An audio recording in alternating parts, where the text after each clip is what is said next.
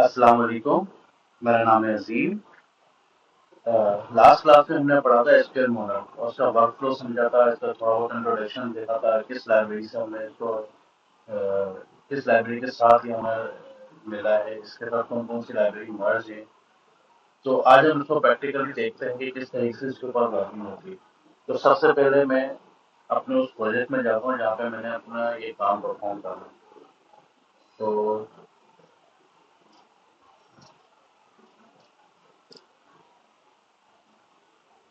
Direct में VS code यहाँ से ओपन कर लेते हैं। अच्छा, इस वक्त हम आ गए हैं VS कोड में। यहाँ पे हमने जाके एक कोडिंग परफॉर्म करनी है। बेसिकली ऑब्जेक्टिव ये है कि हम डेटाबेस से इंटरेक्शन करें, हम अपनी डेटाबेस बनाएं और डेटाबेस में कुछ रिकॉर्ड इंटर करें। तो जैसे मैं अपने इस कोड के फोल्डर में आ गया हूँ VS कोड में, तो सबसे पहले मैं यहाँ पे अपनी एक फाइल ओपन कर देता हूँ, जिसको मैं नाम देता हूँ main.py। main.py जैसे मेरे होगी, मेरे पास इसका एडिटर आ गया।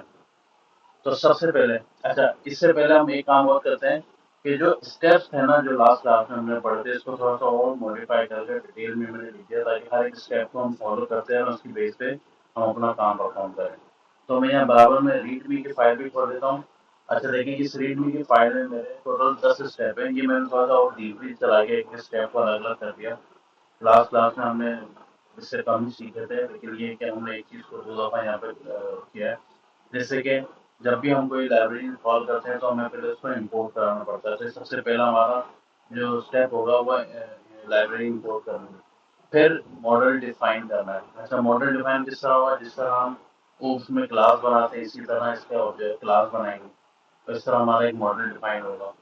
अच्छा, इसके बाद फिर हमारा ये ऑब्जेक्ट बनेगा उस मॉडल का, और उस ऑब्जेक्ट के तहत हम उसको वैल्यू असाइन करेंगे।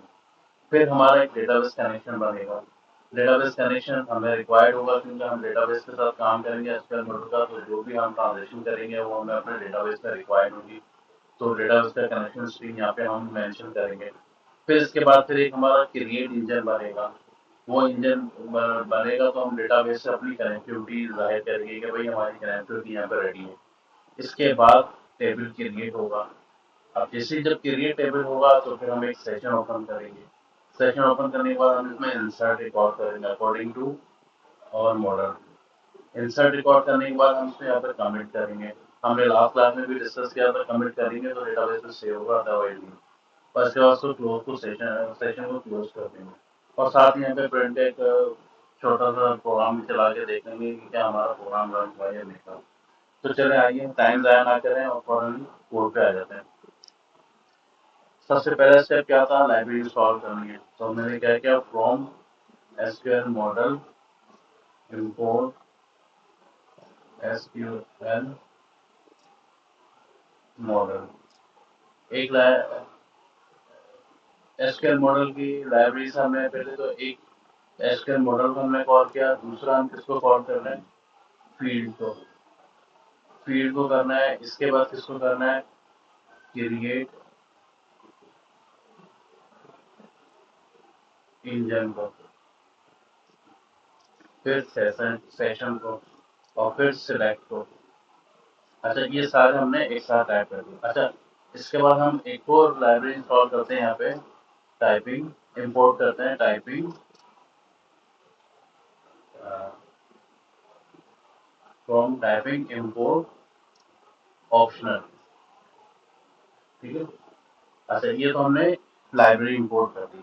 अच्छा, इसके बाद सेकंड स्टेप क्या है, जैसे लाइब्रेरी इंपोर्ट करने के फौरन बाद हमें क्या करना है, डिफाइन द मॉडल।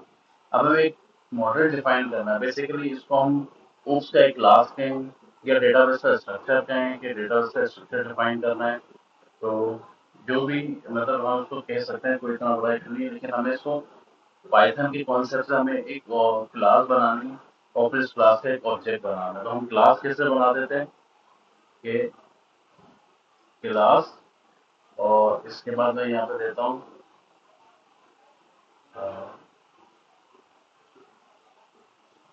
पाकिस्तान।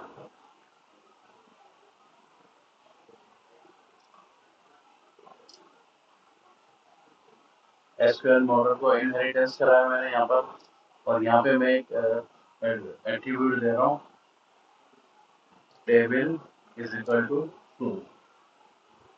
अच्छा, ये table is equal to true जो यहाँ पे मैं दे रहा हूँ, इसका कॉन्सेप्ट ये है कि जब भी पाकिस्तान का टेबल बनेगा तो मतलब ये जब टेबल बनने से पहले इसकी रजिस्ट्री होगी, वो रजिस्ट्री किसमें होगी? मेटा डेटा के अंदर। ये टेबल जरूर टू ये काम करता है। तो जब हम मेटा डेटा को आगे कॉल करेंगे तो वो मतलब रजिस्ट्री बन जाएगी, और जब भी हम मेटा डेटा को कॉल करेंगे क्रिएट इंजन के लिए तो वो अपने रजिस्ट्री से उसका इंजन क्रिएट कर देगा। तो हमने यहाँ पे अभी सिर्फ एक क्लास का एक प्राइमरी फंक्शन डिफाइन किया कि भाई हमारा ये क्लास है, पाकिस्तान की क्लास है, ठीक है।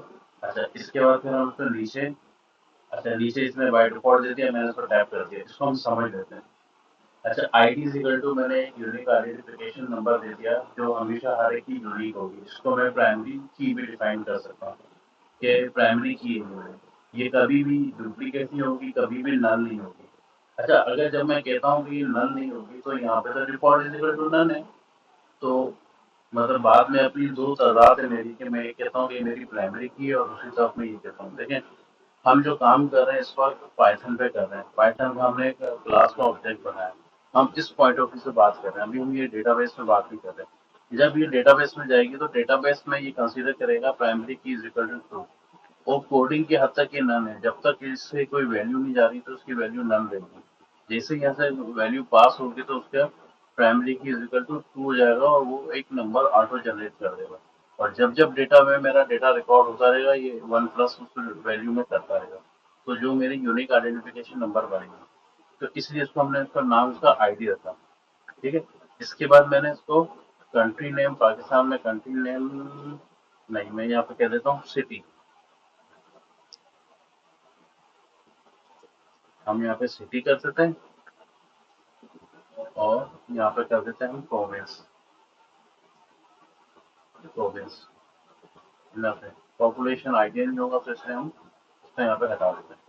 अच्छा, अब क्या बना मेरा कि मेरी एक पाकिस्तान का मैंने एक क्लास बनाई है, उसके अंदर मैंने ये तीन वेरिएबल असाइन कर दिए, एक आईडी, सिटी और प्रोविंस। अच्छा, आईडी का ये है कि अगर मैं इसको कोई वैल्यू इस वक्त यहाँ पे नहीं दूँ तो बाय डिफॉल्ट नहीं करेंगे, तो हम इसको अगर वैल्यू ना भी दें तो वो नन ही कंसीडर करेगा। लेकिन जैसे ही वो डेटाबेस में जाएगा तो वो प्राइमरी की कन्वर्ट हो जाएगा। अच्छा, अब इसको थोड़ा सा मैं और प्रेजेंट वे में बताता हूँ कि जैसे हमने ये लाइब्रेरी जब ये मैंने इंस्टॉल की ना, तो इसके कुछ फंक्शन यहाँ पे इनेबल हो गए। अच्छा, ये जो सारे फंक्शन है ना, हमने लास्ट सेशन में पढ़ा था कि मेरे दो लाइब्रेरीज के मिल के एसक्यूएल मॉडल बना है, एक फाइडेंटिक एक एसक्यूएल अल्केमी। तो यहाँ पे अगर मैं ये बात करूँ तो ये मेरा फाइडेंटिक की बेस पे सारा बना हुआ है।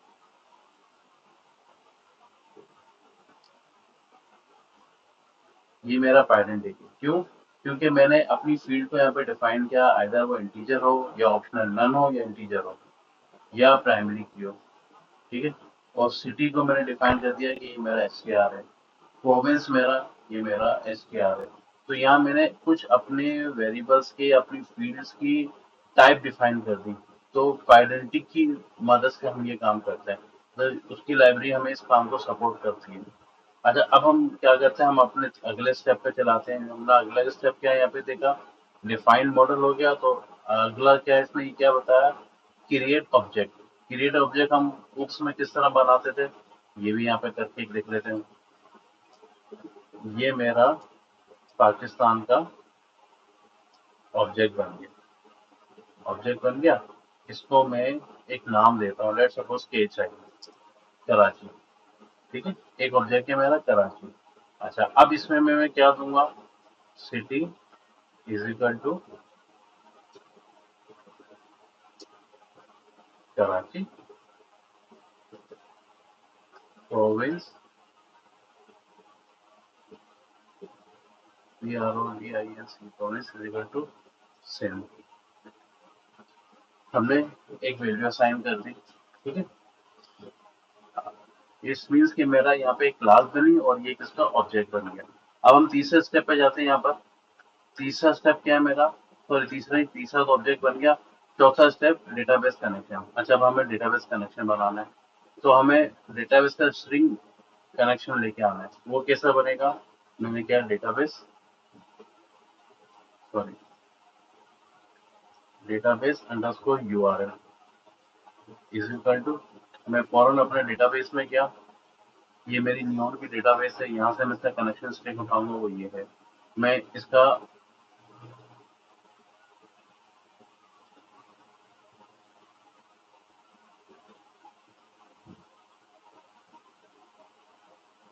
ये मैंने इसको यहाँ पे लिंक पर कॉपी कर दिया। जैसे मैंने कॉपी किया और इस पर जाके मैंने यहाँ पे पेस्ट कर दिया। अच्छा, स्ट्रिंग है ये, तो मुझे उसको स्ट्रिंग में देना जरूरी है। मैंने इसको सब कुछ सेलेक्ट करके इसको इन्वर्टेड कॉमा में डाल दिया। ये मेरा कनेक्शन बन गया। अच्छा, अब ये बन गया। अब मुझे नेक्स्ट स्टेप क्या है, मैं नेक्स्ट स्टेप पे अगेन आ गया अपने रीडमी की फाइल में। डेटाबेस कनेक्शन हो गया। अब करना है मुझे इंजन क्रिएट करना है। अच्छा, इंजन क्रिएट करने के लिए क्या है, मैंने ऑलरेडी ऊपर इस ऑब्जेक्ट को कॉल किया हुआ है, तो मैं यहाँ पे इसका लाइब्रेरी को कॉल किया हुआ है। अब मैं इसका यहाँ पे ऑब्जेक्ट बना लूँ। ऑब्जेक्ट कैसे बनेगा, create, create engine, create engine करके ये मैंने ऑब्जेक्ट बना लिया। जिस तरह पाकिस्तान का ऑब्जेक्ट बनाया था, इस तरह मैंने क्रिएट इंजन का ऑब्जेक्ट बना लिया। क्रिएट इंजन का ऑब्जेक्ट बनाने के बाद मैंने क्या किया, इसको इंजन में असाइन कर दिया। क्यों, क्योंकि मुझे बार बार इसी ऑब्जेक्ट को कॉल नहीं करना। मैंने इसका एक वेरिएबल बना लिया, इसको डाल दिया। अब क्रिएट इंजन होगा कहाँ जाके होगा, डेटाबेस यूआरएल में। ये डेटाबेस यूआरएल में यहाँ पे मेंशन कर दिया। तो देखिए कितना काम आसान होता जा रहा है। एक एक चीज स्टेप है, हर स्टेप की कोई एक, मतलब हर स्टेप हर दूसरे स्टेप के साथ इंटरलिंक है। जब तक वो काम नहीं होगा अगला काम नहीं होगा, अगला काम नहीं होगा, ये काम नहीं होगा तो अगला वाला काम डायरेक्ट नहीं कर सकते। अच्छा, अब उसके बाद अगेन मैं दोबारा पीछे गया, मैंने इंजन क्रिएट कर दिया। अब मुझे क्रिएट टेबल करना है। याद हो तो मैंने थोड़ी देर पहले कहा था कि टेबल जरूर टू करते हैं तो मेटा डेटा में रजिस्ट्री में चला जाता है, और जब हम उसको कॉल करते हैं तब जाके हमारा टेबल बनता है। तो अब मैं क्या करता हूँ, यहाँ पे अगेन क्या था मेरा, क्रिएट टेबल। क्रिएट टेबल करने के लिए मुझे क्या करना पड़ेगा, SQL मॉडल,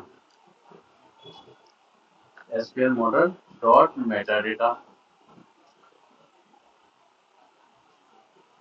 ये क्रिएट इंजन, इसमें बाय डिफॉल्ट दे दिया क्रिएट ऑल। क्रिएट ऑल का मतलब क्या, जितने भी मेरे क्लास के मॉडल बने हुए उन सबको बना दे। अभी तो हमारा एक टेबल बना है तो वो एक ही को बना देगा, एक से ज्यादा होता है उन सबको बनाएगा। कहाँ पे जाके बनाएगा, इंजन में। इंजन कहाँ है, इंजन के अंदर क्या पड़ा हुआ है, डेटाबेस यूआरएल, वो यूआरएल में होगा। तो इट्स मीन्स यहाँ तक अगर मैं अपने प्रोग्राम को रन करता हूँ तो मेरे पाकिस्तान के नाम से एक टेबल बन जाएगा न्यून डेटाबेस में, जो भी थोड़ी देर पहले मैंने आपको शुरू कराई है। और यहाँ तक तो हमारा सिर्फ टेबल ही बनेगा। अच्छा, अब हम अगेन हम अपने रोड मैप पे जाते हैं, वहां जाके देखते हैं कि क्रिएट टेबल करने के बाद क्या है, क्रिएट सेशन करना है। अच्छा, क्रिएट सेशन करने के लिए हमें क्या करना पड़ेगा,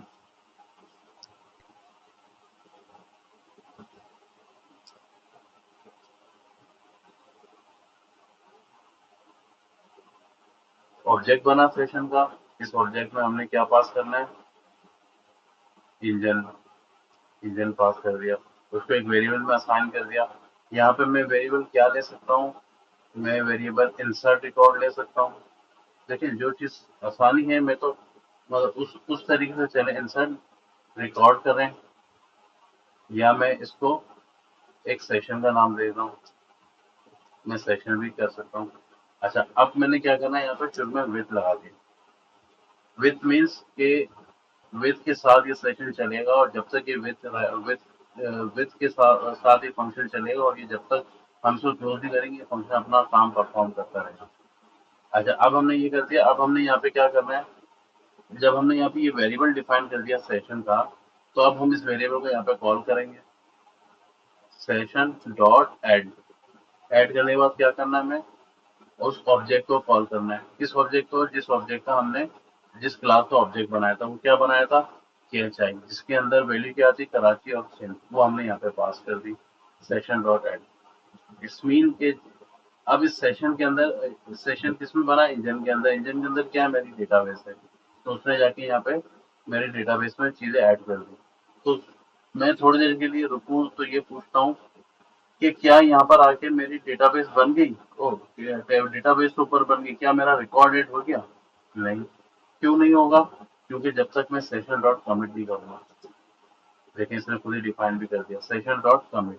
मैंने जैसे ही सेशन डॉट कमिट करूंगा तो ऑटोमेटिकली मेरा रिकॉर्ड सेव हो जाएगा। इसके बाद मैंने क्या करना है, सेशन डॉट क्लोज। ये भी मैंने कर दिया। इसके बाद मैं यहाँ पे क्या कर सकता हूँ, प्रिंट केस आई। मैं प्रिंट केस आई को भी यहाँ पे प्रिंट करके देख लेता हूँ। चलो अब यहाँ पे मैं अब इस प्रोग्राम को पूरे को रन करता हूँ, देखते हैं क्या रिजल्ट निकलता है। मैं गया यहाँ पे, मैंने लिखा poetry run Python main dot P O आई।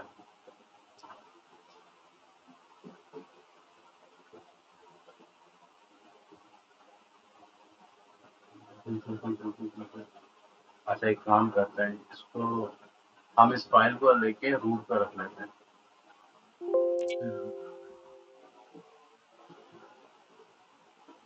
क्योंकि हम रूट पे खड़े हैं और मैंने फाइल कहीं और बनानी थी। अच्छा अब दोबारा रन करते हैं इसको।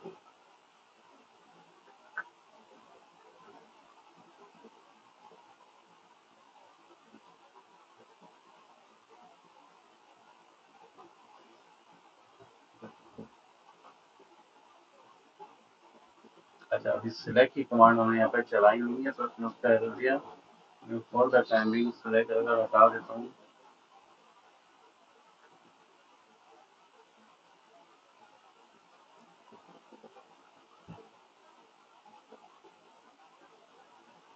सेव किया, फिर रन कर दिया।